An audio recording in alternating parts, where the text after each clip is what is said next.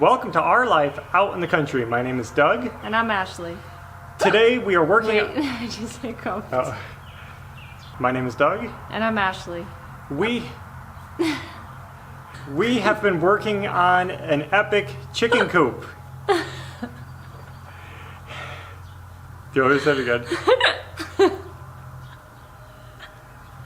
I can't help it. Wow. I'm waiting for the next one. Okay. We have been working on... No. Good. Okay. We are working on our epic chicken coop because we're getting ready to have chickens on our homestead. And we are almost done, but we're working on some final touches. And right now we're working on the pop door.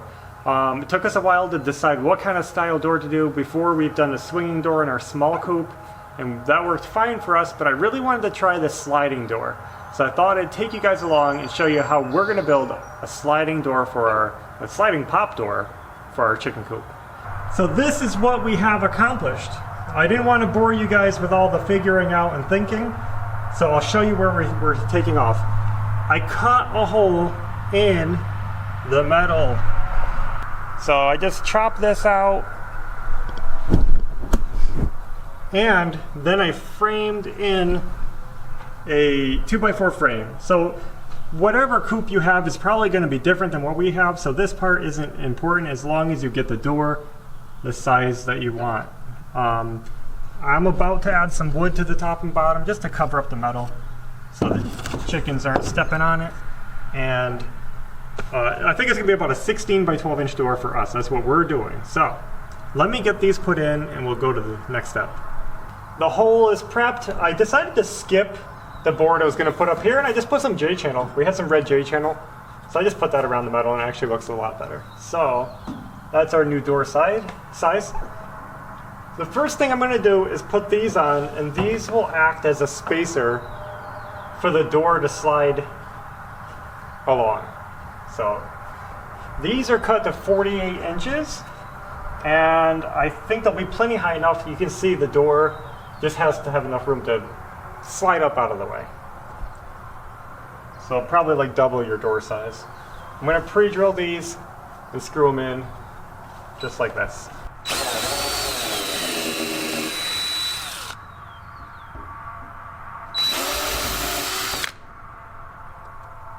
And I'll just do that here.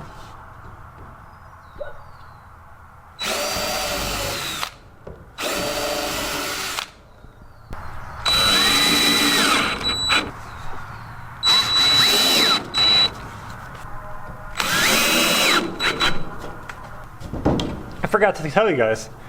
So these boards are 2.5 inches wide. These are 3.5 inches, being a 2x4. And you want them to be shorter. I'm going an inch less.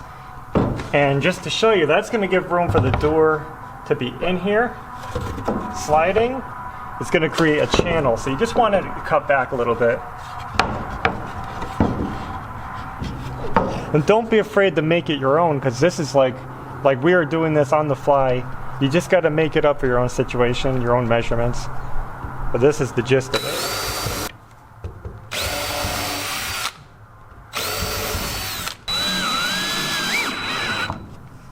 So now I have a piece cut the width of the doorway, just the full width. And I have it lined up flush with the bottom of the bottom of the top of the opening. So and that's where that one's going. And this is going to be my first part of the guide system that's going to hold the door. And we're using pallet wood. This is all literally free pallet wood that we're scrapping. So now we're going to finish the track with some extra wood. We just basically cut it to length, whatever's remaining. So from your board down to the bottom, and from the board up to the top.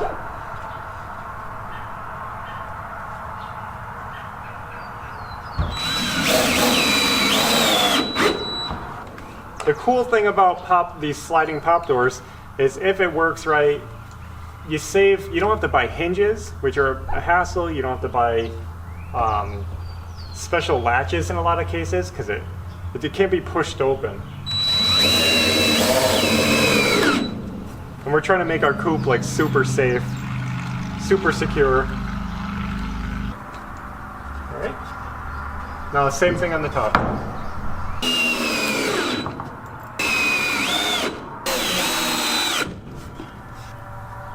Good. So this kind of formed this awesome track. It's 3/4 inches deep. Well, it's an inch deep, but 3/4 inches wide, thick. And so we're gonna use a 1/2 inch plywood as the door, and that's gonna fit nice and kind of loose in there so it can slide easily. So we cut our plywood, and this is pressure treated plywood that we got, to be a 1/2 an inch narrower than this opening. So I have a 14 inch gap right here, so this is 13.5 inches, and that way it doesn't get bound up in there. But before we can slide this in and put it to the test, we have to make a handle on it. So we're going to basically cut a piece of wood to hook to it, and I'll show you how that's going to stop it from sliding down to the door. Again, we don't want anything binding up, so I'm just going to make it shorter, probably 11.5 inches. I said a 12-inch opening. So let's do 11.5, and we'll get that cut. So here's my board. I'm going to be screwing it to the plywood from the back, but I'm just showing you how I'm lining it up. It's basically an inch in from either side with my measurements. So we're just going to center it, line it up flush with the top, and I'm just going to be screwing it right through the face of this.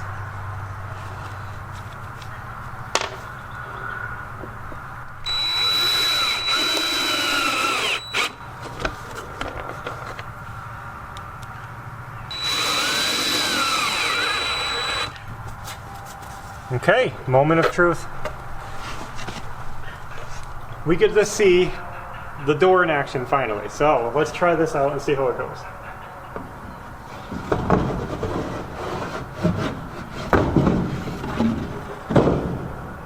There it is. And you can see how this wood is what stops it from just falling all the way through. And I think that's really cool. Yep. And now, there's a couple ways we can handle keeping it open, and we're going to kind of make this up. You can see it does have play, and that's good because it's not going to get bound up in the weather. But it's strong, it's not going to be, no animals are going to get into that. Now, what a lot of people do is they'll put a eye bolt in here, and they'll tie a string to it, and they'll send it up through some more eye bolts someplace, and they can pull the rope and it'll lift the door and you can put it on a hook. I'm tempted to do that because then we could open and close the door right from outside, just have a hook so that when you pull it, it lifts up and you latch it on the hook and then it stays until you're done. So I have a little trick up my sleeve. If you guys are like me and you don't want to wait for the strings and the pulleys and all this crazy stuff, I'm going to show you what we're going to do for now. In the end game of this coop, I think I am going to put a rope on it and have a pull rope, and we'll show you that when we do it, but I don't have that. So, if I wanted to keep this open, all I'm going to do is I grabbed a scrap of wood. So this is just a little chunk of wood. I drilled a hole right in the center of it. I found a screw with a smooth shaft. You see how that's going to go in there? And I'm getting a washer to take some of the friction away. I'll show you how this is going to work. We're going to put the screw, I'll do it on this side, right through here.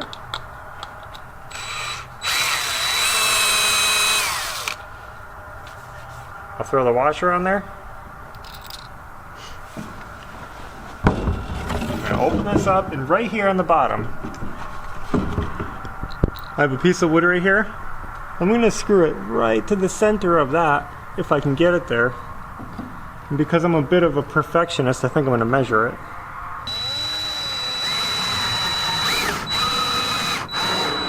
Just make it snug enough. And now, here's your door. You can come in here in the morning, you can pop it open, and just turn this. Awesome. And it'll keep it open. And there it is. Let me snug this up a little more. There. And then all you do is you turn it. Pretty good.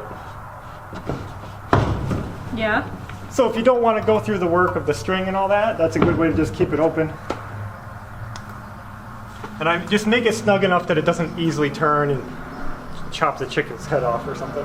Yeah. And you just turn it, close it up really tight.